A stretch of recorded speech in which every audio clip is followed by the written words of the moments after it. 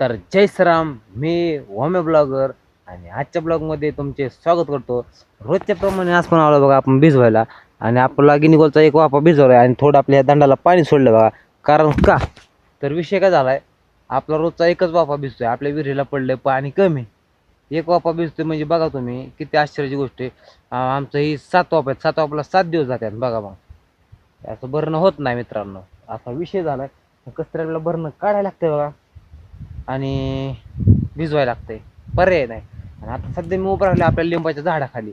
म्हणजे हे बघा आपल्या लिंबाचं झाड, म्हणजे आपलं नाही का असलं लिंबाचं झाड आहे. ह्याला आल्यात लिंबोळ्या. मला दाखवतो बघा मी लिंबोळ्या कशा असतात. शाळेत बघा लिंबोळ्या, हे बघू शकता या अशा लिंबोळ्यात. आणि या लिंबोळ्याचं आहे ना, लिंबोळी खत पण होतं बघा. लिंबोळी खत म्हणून तुम्ही ऐकलं असेल कधी.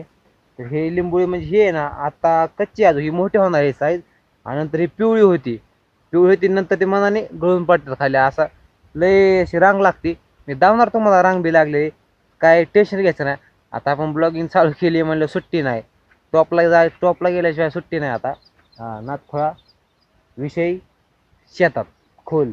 तर बघा हे दंड दिसत आला बघा. मी जातो मस्त पैकी आणि दिसतो बघा दार पुढं.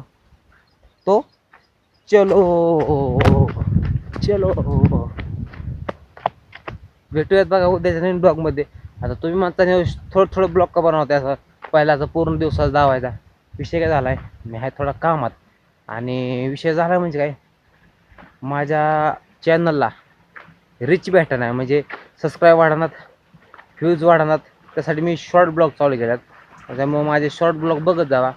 आणि असंच मी थोडं थोडं टाकणार, पण तुम्ही सपोर्ट करा. चला भेटूया नवीन ब्लॉगमध्ये.